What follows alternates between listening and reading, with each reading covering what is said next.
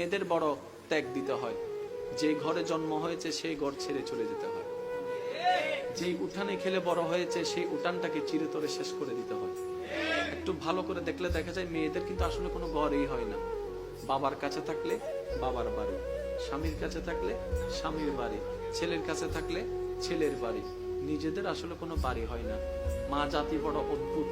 আমি মাঝে মধ্যে ভাবি, আল্লাহ যদি মা জাতিকে সবরের পাহাড় না দিতেন, পৃথিবীতে সংসার শব্দটা টিকতো না, পৃথিবীতে পরিবার শব্দটা টিকতো না। সবার কথা বাদ দেন, আপনি আপনার মার কথা পাবেন, দাদির কথা পাবেন, নানির কথা পাবেন। আমাদের মা, আমাদের দাদি, আমাদের নানি যে ত্যাগটা দিয়েছেন, যে সহ্যটা করেছেন, ওনারা যদি অধৈর্য হতেন আজকে কারো পরিবার কিন্তু ঠিক থাকতো না। সেজন্য আল্লাহ পাক তাদের অন্তরকে ধৈর্যের পাহাড় বানিয়ে দিয়েছেন। সুবহানাল্লাহ।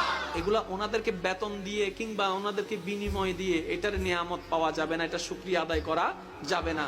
সেজন্য আমি অনুরোধ করব, সন্তানরা মা বাবার প্রতি আন্তরিকতা শ্রদ্ধা রাখুন, স্বামীরা স্ত্রীর প্রতি মায়া ভালোবাসা রাখবেন, মুরব্বীদের প্রতি শ্রদ্ধা রাখবেন। কারণ ওই মহিলাদের ত্যাগ, ওই মা বোনদের, দাদি নানিদের ত্যাগ আমরা কখনো টাকা দিয়ে বিনিময় দিয়ে কখনো প্রতিদান দেওয়া যাবে।